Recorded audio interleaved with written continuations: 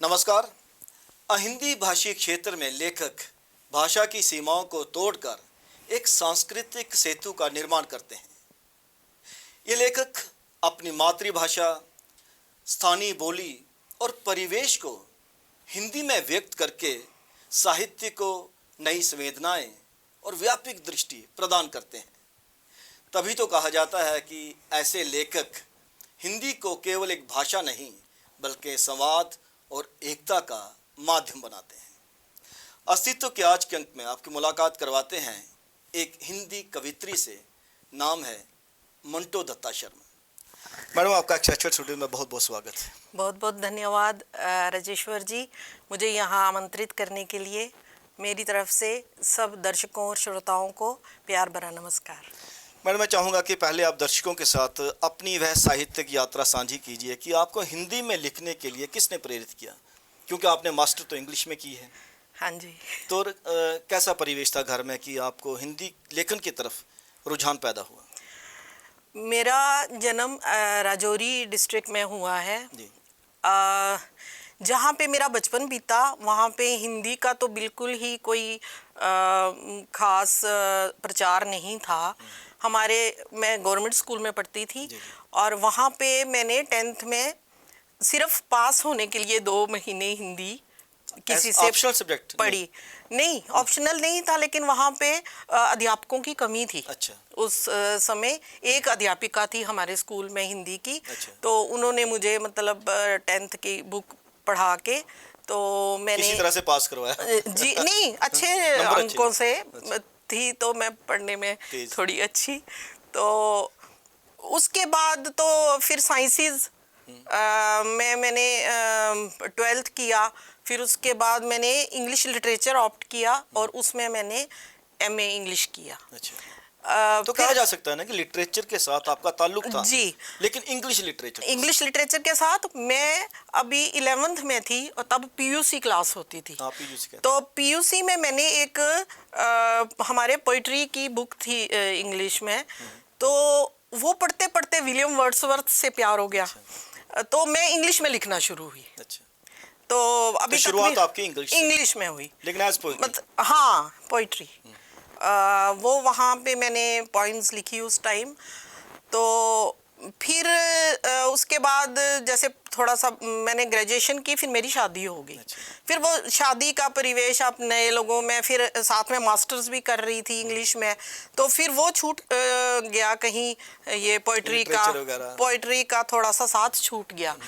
फिर उसके बाद बच्चों के साथ एज मदर, होम मेकर, ये करते करते 2013 तक तो मैंने बिल्कुल कुछ वो नहीं सोचा फिर। अच्छा। क्योंकि बच्चियों को, 2 बेटियां मेरी डॉक्टर हैं। अच्छा। उनको डॉक्टर बनाया, बेटे को MBA करवाई।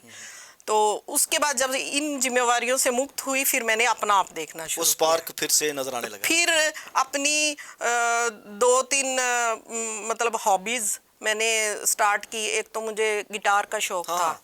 अक्सर आपकी वीडियोस हम देखते हैं कि मैम को गिटार बजाने का बहुत शौक है। हाँ जी। और अच्छा खासा सीखा भी है। हाँ जी, मैंने प्रॉपर सीखा। अच्छा। मैंने म्यूजिक स्कूल से गिटार सीखा। अच्छा। फिर फिर उसके बाद ये पोइट्री भी मतलब इस तरफ भी मेरा रुझान होता रहा। लेकिन हिंदी से मुझे प्यार बड़ा था। तो मैंने फिर अभी हिंदी को अपनाया क्या, हिंदी ने मुझे अपनाया। तो हमारी बहुत प्यारी भाषा है, माँ जैसी प्यारी भाषा है हिंदी। तो मुझे हिंदी से प्यार बहुत है। फिर मैंने लिखना, एक अनगढ़ मिट्टी थी मैं। ऐसे ही होता है जब भी कोई साहित्यकार कोई भी साहित्यिक रचना रचता है या सृजन करता है, तो ऐसा ही होता है। वो क्ले मॉडल की तरह होता है। उसको जैसे जैसे आप ढालते जाओ वैसे वैसे वो शक्ल इख्तियार करता है। जी। तो फिर उसके बाद धीरे धीरे जब हिंदी में बड़े अच्छे मेरे साहित्य प्रेमियों, प्रबुद्ध जनों के साथ मेरा बैठना उठना हो गया, हिंदी साहित्य मंडल में मैं आ गई। तो बस धीरे धीरे, जैसे अभी तक भी मैं एक शिष्य की तरह सीख ही रही हूँ, लेकिन काफ़ी सीखा है। चलो। आपने हिंदी साहित्य मंडल की बात की, तो मैं दर्शकों के साथ एक बात साझी करता चलूँ कि जैसे डोगरी संस्था बहुत पुरानी, लगभग 80 वर्ष से भी ऊपर हो गया है, जब वो बनी थी, इसी तरह से हिंदी साहित्य मंडल भी बहुत पुराना है। मुझे लगता है 80 वर्ष से ऊपर जी उसकी भी जी आयु हो चुकी है। जी, हमने पीछे हीरक जयंती भी मनाई हाँ। थी 2-3 साल पहले हिंदी साहित्य मंडल के, उसके अंतर्गत हमने काफ़ी कार्यक्रम किए हैं। और हिंदी साहित्य मंडल के साथ बड़े बड़े लेखक जुड़े रहे हैं, जिनमें नरेश गुलाटी जी का नाम आता है, जी चंचल डोगरा मैम का नाम आता है, जी, प्रीतम चंद शास्त्री जी का शास्त्री जी का नाम नाम आता आता है, काफ़ी लोग हैं। और कुछ ऐसे लोग थे अग्नि जो शेखर मतलब जी। हिंदी में लिखते थे, उसके बाद उन्होंने डोगरी में लिखना भी आरंभ जी किया। जी तो डोगरी राइटर के तौर पर फिर भी तो उन्होंने अपने झंडे गाड़े, कह सकते हैं। जी जैसे छत्रबाजी जी का नाम आता है उसमें। जी तो आप क्या समझते हैं कि हिंदी जो है, जैसा कि आजकल प्रचार किया जाता है कि हिंदी यहाँ पे जम्मू व कश्मीर में और जम्मू संभाग में पिछले कुछ वर्षों से ही ज़्यादा फल फूट रही है, जी, क्या लगता है आपको? मैं आपसे एक क्योंकि 80 वर्ष पहले, जी 80 से भी ऊपर जी हिंदी साहित्य मंडल का गठन हो चुका था। गठन हो चुका था।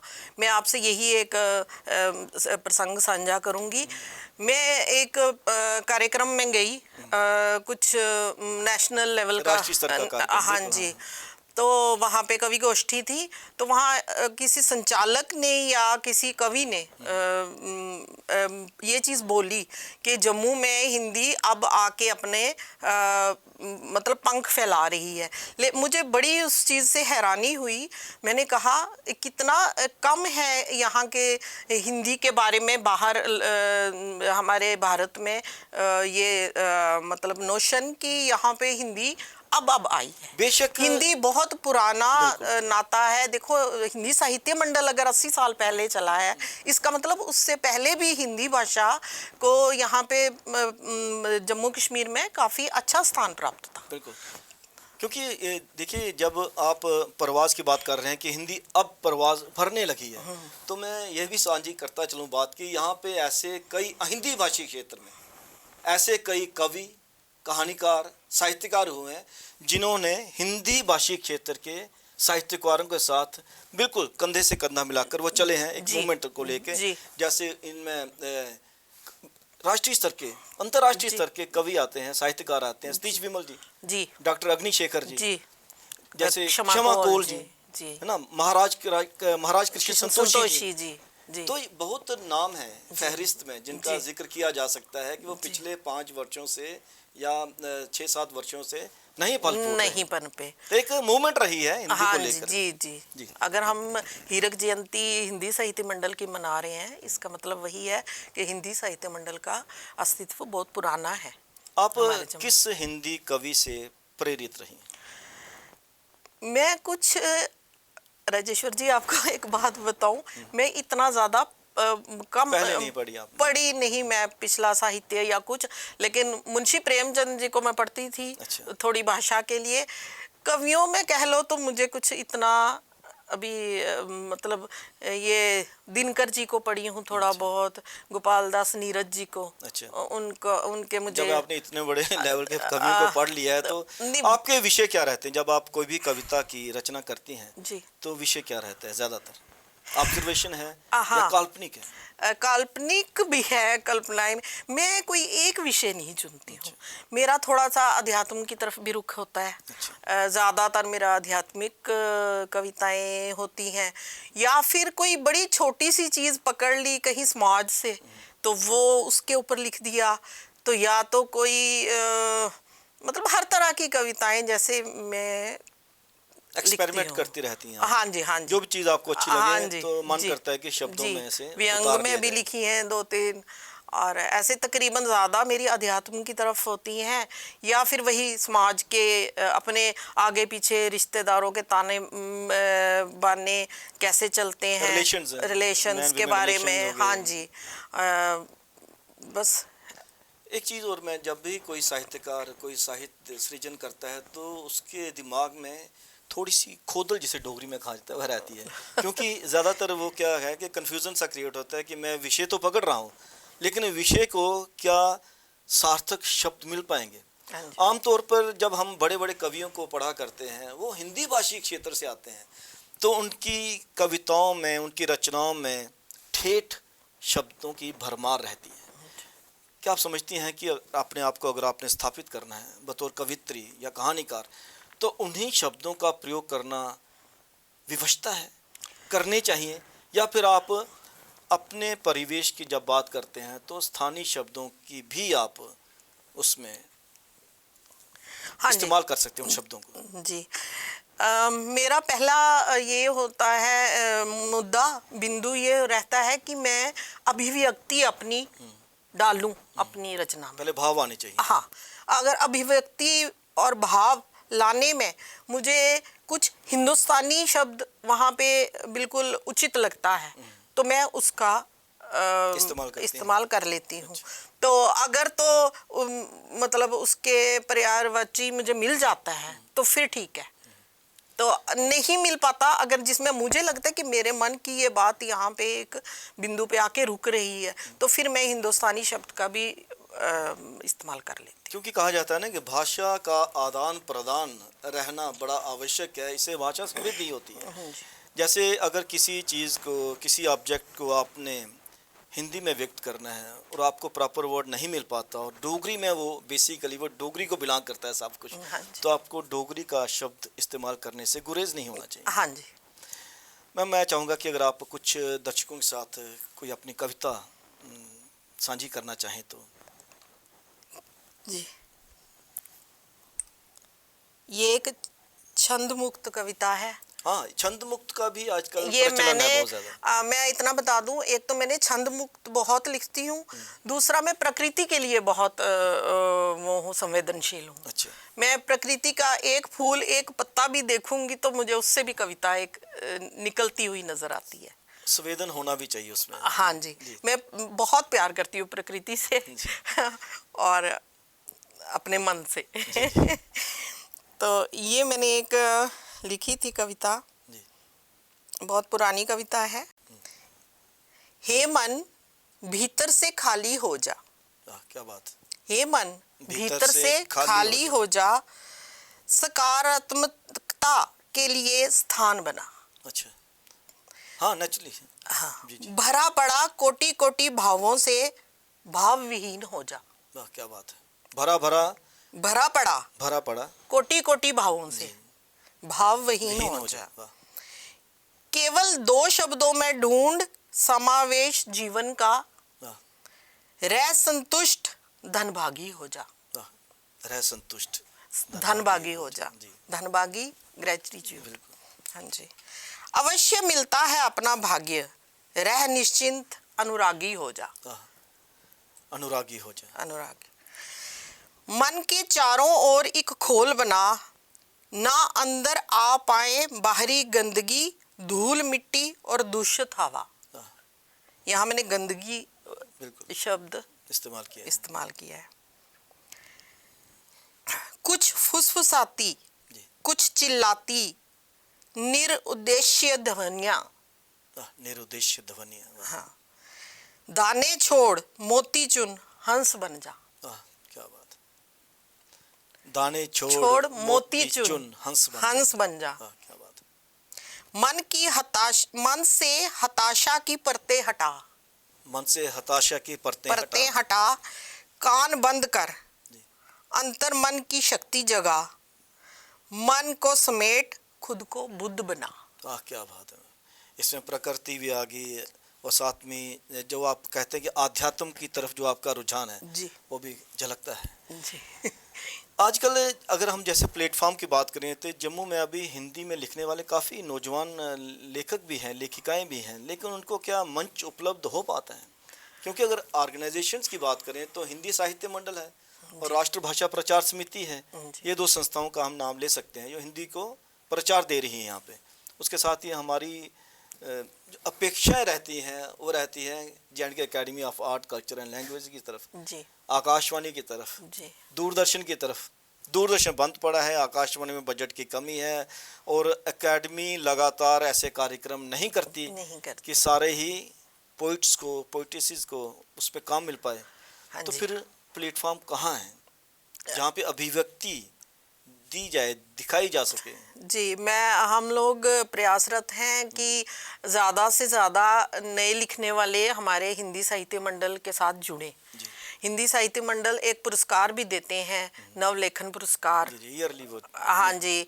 एक अभी हमारे अध्यक्षा ने एक शुरू किया पुरस्कार कि जो हिंदी विभाग जम्मू यूनिवर्सिटी का जो टॉपर बच्चा होगा, अच्छा।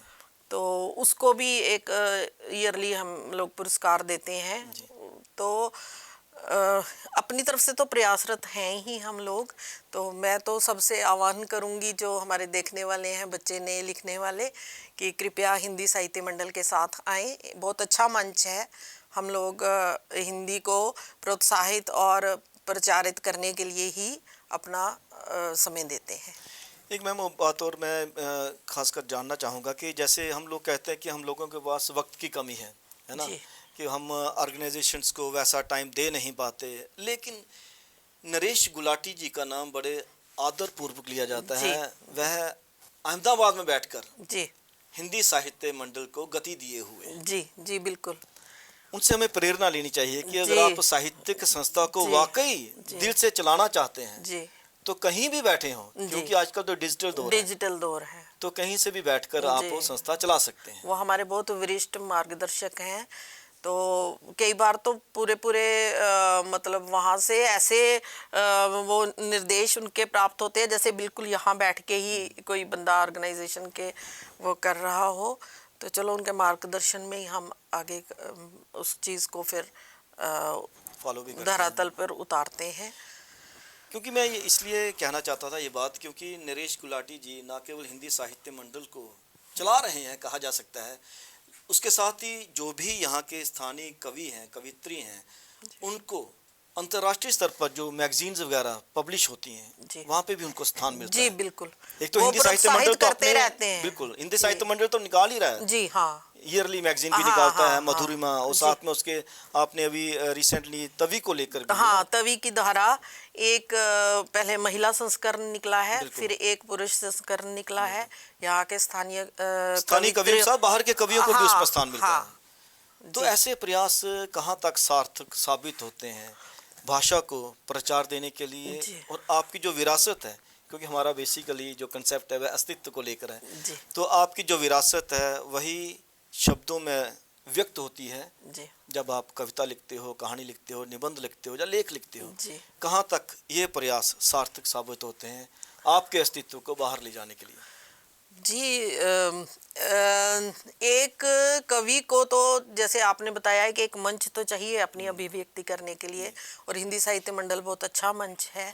तो ये तो स्वाभाविक है कि जो मतलब अपने रचना को आप वो देने के लिए, बाहर निकालने के लिए या लोगों तक पहुंचाने के लिए आपको वो मंच काफ़ी मददगार साबित होता है। सहायता करते हैं। जी। जो नौजवान लेखक या लेखिकाएं जी। हिंदी में लिखना चाहती हैं, जी।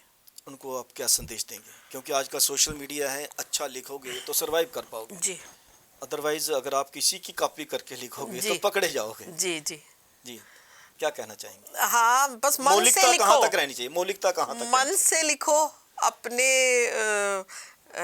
ओरिजिनल लिखो तो ज़रूर अच्छा लिखते हैं। बहुत बहुत मैं आपको बताना चाहूँगी, 2-3 बहुत युवा लेखक को मैंने देखा बड़े करीब से, बहुत बहुत अच्छा लिखते हैं बच्चे। कुछ यूनिवर्सिटी में हैं बच्चे 2-3 हमारे आते हैं। मैं तो बहुत प्रोत्साहित करती हूँ कि हाँ जी आप आओ, अच्छा लिखो। उम्मीद करेंगे कि जो आपने कहा कि अगर नौजवान पीढ़ी के लेखक लेखिकाएं अच्छा लिख रही हैं, वह वाकई फिर राष्ट्रीय स्तर पर अपनी पहचान बना पाएंगे और साथ ही क्षेत्र का नाम भी रोशन करेंगे। जी ज़रूर। आप एक्सेक्टिव स्टूडियोज़ में आपका बहुत बहुत धन्यवाद। हाँ जी। अस्तित्व के इस अंक में आपने बातचीत सुनी मंटो दत्ता शर्मा जी से। उन्होंने कहा कि आप लिखिए, बेधड़क लिखिए, बिंदास होकर लिखिए, लेकिन उसमें मौलिकता नज़र आनी चाहिए। कैमरा पर्सन करण सिंह के साथ राजेश्वर सिंह राजू को आप दीजिए इजाज़त। नमस्कार।